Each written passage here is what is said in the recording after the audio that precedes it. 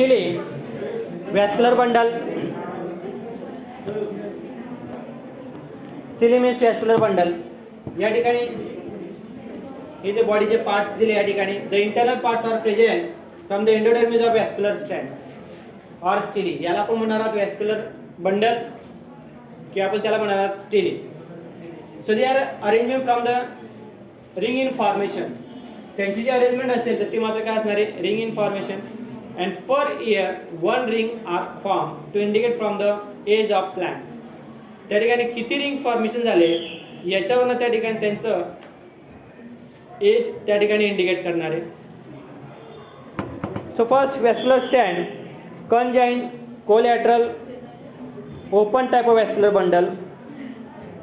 Conjoin, collateral, open type of vascular bundle. There are distinct obtusely wedge shape arranged in a ring, wedge shape and arranged in a ring formation.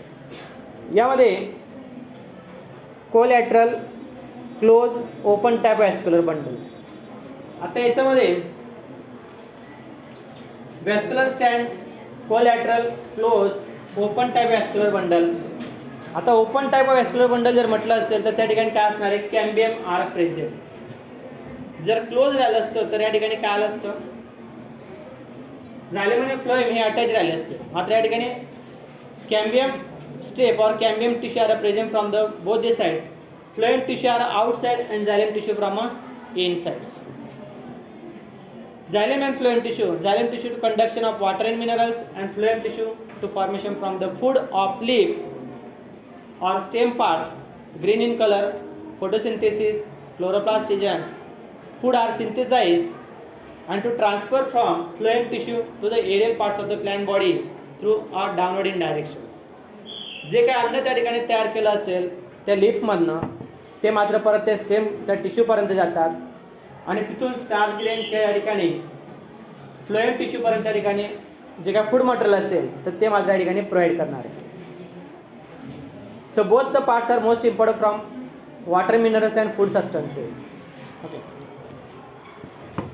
So these vascular bundles associated with sclerenchyma patches are called fibrovascular bundles and each bundle is composed of phloem, cambium and xylem. Vascular stand मध्ये तीन parts त्या ठिकाणी important असणार आहे, phloem, cambium आणि झायलेम.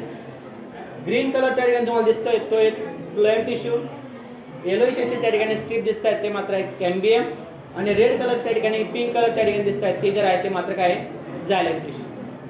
So these regions are present from protoxylem and metaxylems.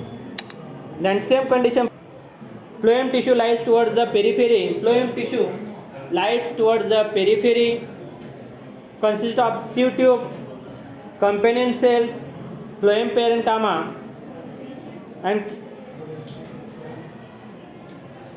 sieve tubes with the sieve plates and transfer the walls, companion cell shapes to the sieve tubes and conduction of food materials.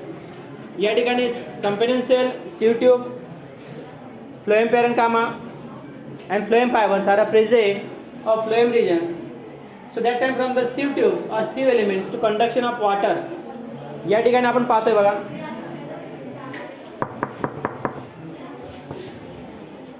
आता याच्यानंतर पुढचा आहे त्या ठिकाणी cambium.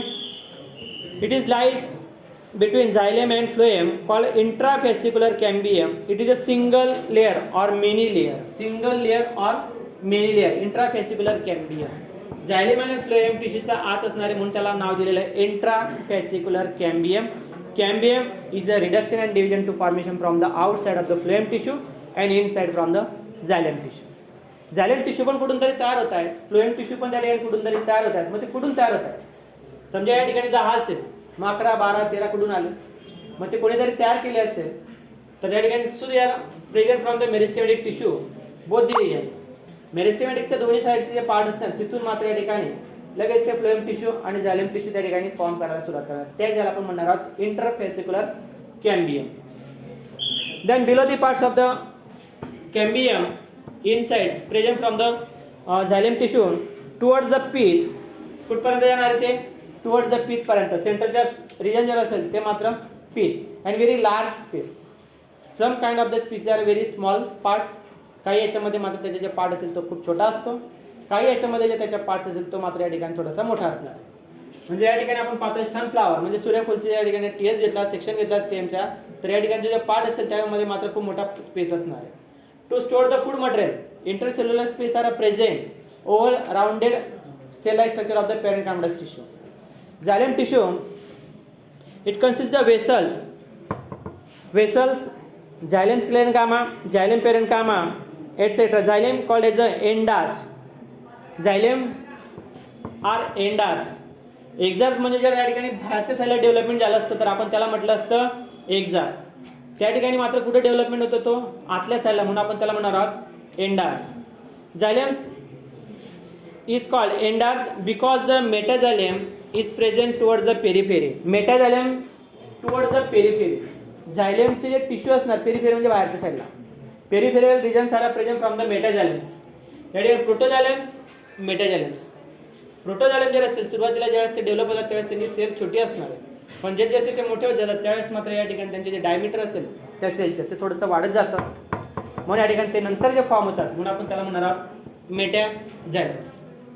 So metaxylems towards the periphery and protoxylem lies towards the center. Protoxylem lies towards the center. Protoxylem कुठं असणार आहे सेंटरला आणि सराउंडेडला काय असणार आहे मेटाझायलेम किंवा पेरिफेरल रिजनला असणार आहे ते मात्र metaxylems. Then centrally place from the pith rays or medullary ray. आता याच्यामध्ये pith region and medullary ray. So sometimes are pith regions are small, medullary rays are present. या दोन्ही स्ट्रिप मधून कधी कधी त्या ठिकाणी मिड्युलरी रेज आलेले असणार आहे. Medullary rays to transfer from the central place of the pith regions. The ground tissue, त्याला आपण पीथला पण काय म्हटलेलं आहे कारण की सेंटरला असणार आहे म्हणून आपण त्याला म्हणणार आहोत ग्राउंड टिश्यू.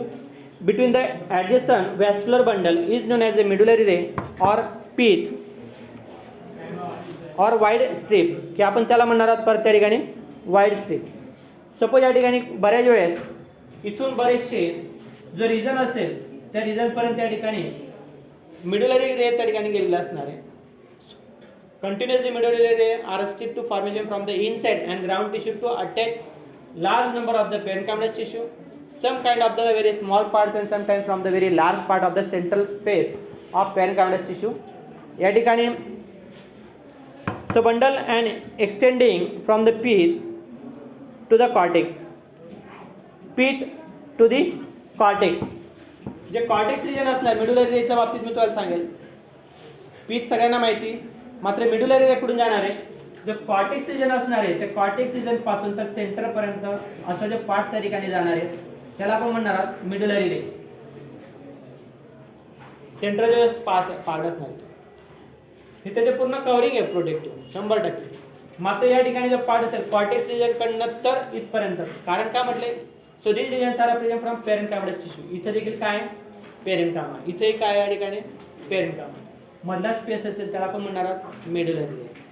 ओके, यांचं काम कंडक्शनचं असणार आहे, पण या ठिकाणी स्टोअर करण्याचं काम जर असेल ते मात्र दोन्ही टिश्यूचं असणार.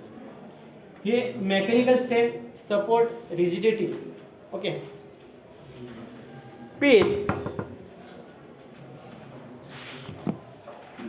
pith region, parenchymatous tissue or cells with intercellular space. Pith is a large to store food material or meta center, की आपण त्याला नाव दिलेलं आहे सेंटर. क्या त्या ठिकाणी meta centre. The stem, it is made up of large round and polygonal thin wall. Large polygonal and thin wall. या ठिकाणी जो पार्ट असेल त्याला आपण लार्ज टिश्यू असणार आहे. पॉलिगोनल याला आपण एक तर असे जे या ठिकाणी म्हटलंय पॉलिगोनल पेरेन्काइमस टिश्यू जर असेल तर ओव्हल राउंडेड असणारे, पॉलिगोनल राहणार नाही. इथं जरी म्हटलं असेल तरी तिथं पॉलिगोनल येणार नाही, ओव्हल आणि राउंडेड असेल. ऑर म्हटलंय पण तिथं मात्र 100% सांगेल ते मात्र ओव्हल आणि राउंडेड राहणार आहे. पॉलिगोनल जर असेल तर ते मात्र टाइटली बाउंड आणि स्लेरेन्काइमस टिश्यू असणार आहे. मात्र इथं पेरेन्काइमस टिश्यू काही स्पीसीजमध्ये असू शकतात, परंतु यामध्ये नाही.